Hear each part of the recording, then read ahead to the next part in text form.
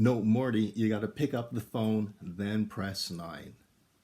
But we're on? Oh, hey guys, how are you? I can't believe it. We are here. I am here. You are there. Hey, how are you? I am so happy to see you guys. I hope that you guys are having a lot of fun and that you are enjoying yourselves. I know this has been a very long time that you've had to be inside, and that cannot be easy. I don't even know what to say. Guys, I am so happy. I'm so happy to see you, and I hope that everybody's listening to their moms and dads and their guardians and washing their hands and being and social distancing and doing all the things that we're supposed to be doing. Guys, I cannot wait to see you guys again, and we get to play with each other. I can't wait to play hide and go seek. What time is it, Mr. Lion? Octopus? Chase me, Mr. Brad. No, chase me, Mr. Brad. No, chase me, Mr. Zombie Brad. I can't wait to play all these games again. But I thought maybe today we could do something fun. So I thought that maybe it might be fun to do my taxes. I mean, come on, guys. It's educational. There's a bit of math in there. And no, that doesn't work, does it? I know. How about for the next 3 hours, we sit still and go into our happy place and find somewhere nice with a nice babbling brook, or you can hear wit. No, we won't do that. I know. How about we read a story? Would you guys like to do that? I'd like to read a story. So let's see. What story do I have here? Oh, I've got a big book of dinosaurs. It is a big book, and there are dinosaurs all over it. So, let's see. Dinosaur book. Hold on a moment, guys. Because Mr. Brad needs his glasses to see. So, here we go. Dinosaur book. Let's see what it says here. This dinosaur on the cover is a Tyrannosaurus Rex. We all know what a Tyrannosaurus Rex is, right? Okay, so let's open the book and see what's inside. It's another book! What? There's a book inside the book? Hey, that's empty. What's going on? Hey, what's going on? Where's this stuff? Okay. So, inside the book, we've got the book, My Teacher Sleeps in School. Unfortunately, this is going to be backwards for you guys, but I can see it just fine. So, page 1. My Teacher Sleeps in School. My Teacher Sleeps in School by Leedy Wise. Illustrated by Ellen Weiss. Goodbye, called Mrs. Marsh. I'll see you all tomorrow. Mrs. Marsh went back into the school and everyone began walking home.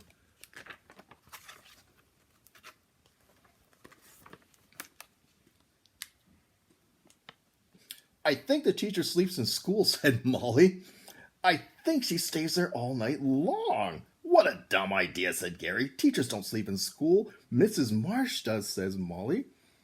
She's always there when we come, and she's always there when we leave. I think the classroom is her house.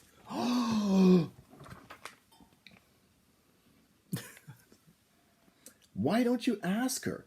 I did once, said Molly, and she just laughed and laughed, but she didn't say yes or no. But where should she sleep, said Gary. Where would she eat? Well, let's look around the room for clues tomorrow, said Molly. Maybe we'll find out.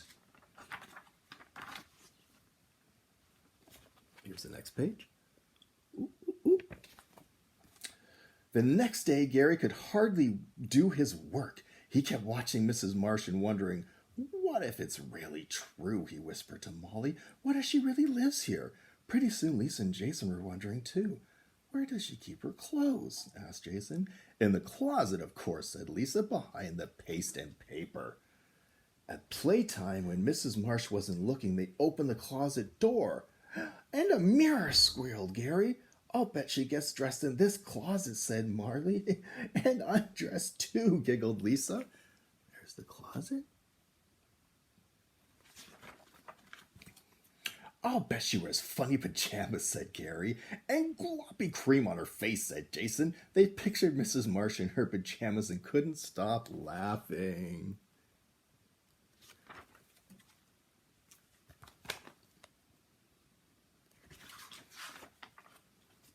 Next, they tiptoed over to the play kitchen. I saw her hide 2 bags in here this morning, said Molly.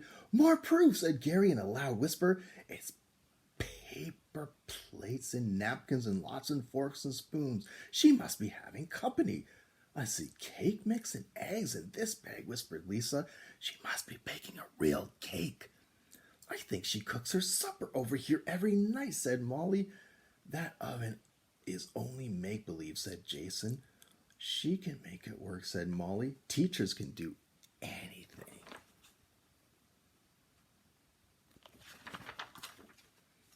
Then they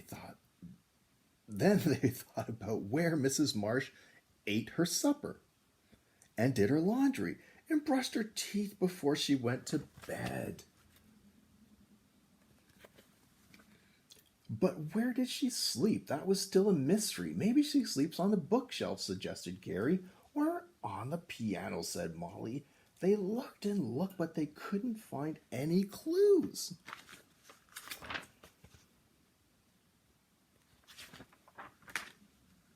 Then, after lunch, everyone was getting ready for an art project. When Mrs. Marsh was in the closet getting paper, Gary snooped around behind her desk. There's something under here, he whispered. Come and see. A pair of slippers, said Molly, and a pillow. She must sleep under her desk. We never thought of that. I told you so, said Gary. She really does sleep in school. Poor Mrs. Marsh, sighed Lisa. I bet it's lonely here at night. And creepy, said Jason. There's her pillow under the bed. Crazy. Then Molly had an idea. Let's leave her a good night's snack, she said, and a nice note. And something cuddly to sleep with, said Lisa. Gary had part of a sandwich left over from lunch. Jason saved 6 potato chips for later, and Lisa got the teddy bear out of her cubby. Molly was in charge of the note. There's the potato chips and a sandwich and the note. Surprise, she wrote. We know you sleep here at night. Good night, sleep tight. Gary promised to keep everything a secret, but soon the whole class knew. Everyone started giggling and whispering. Mrs. Marsh looked puzzled. What's going on here today, she asked, but nobody answered. By 3 o'clock, Molly had wrapped up the goodnight package. Then Gary sneaked it under Mrs. Marsh's desk. There he is, sneaking it under the desk. The next day, everyone got to school early. They could hardly wait to hear what Mrs. Marsh would say. But all she says was, we're going on a mystery trip today, and she wouldn't tell them where. Not even a hint. Everyone got on the school bus and rode, and at last they stopped at a white house with a blue door. The house with a blue door. This is where I live, announced Mrs. Marsh. Gary looked at Molly, and Molly looked at Lisa. Lisa looked at Jason. Then they followed Mrs. Marsh inside. It's Mrs. Marsh's house. Mrs. Marsh showed them where she cooked her supper and did her laundry and brushed her teeth before she went to bed. That's all. And this, said Mrs. Marsh, is where I sleep. Every night, asked Molly. Every night, said Mrs. Marsh. Then she showed them her children's rooms. So that's where Mrs. Marsh sleeps.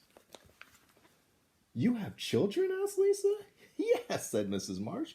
They're in school all day just like you. When my husband and I get home from work, we're all together. Just like us, said Molly. Just like us, said Molly. Now follow me, said Mrs. Marsh. I've saved the best for last. Ah, there they are. She led the class into the dining room. There were paper plates and napkins from the shopping bag at school. "I've been planning a special treat for the class," said Mrs. Marsh. "Oh," said Molly, "we thought—" "I know what you thought," Mrs. Marsh said, laughing. Then Mrs. Marsh brought out a big cake, and just like Molly's note, it said, "Surprise! I baked this last night," said Mrs. Marsh. "I baked it in my oven in my own kitchen after I went to sleep in my own real bed."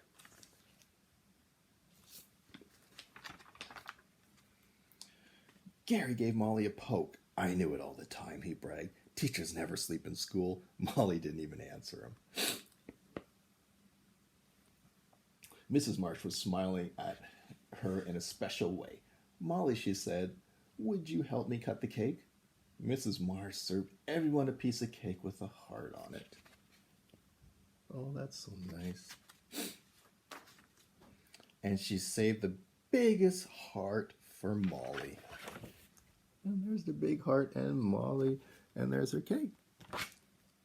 And that is My Teacher Sleeps in School.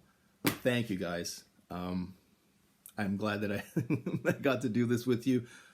I miss you guys so much. As I said, I cannot wait to see you again. My heart will not be full until I get to see you all again. I can't wait. I don't know when that will be. I hope it's more sooner than later. You guys take care of yourselves. I miss you again so much. And yeah, I miss you guys. Okay? You take care. All right. Bye-bye.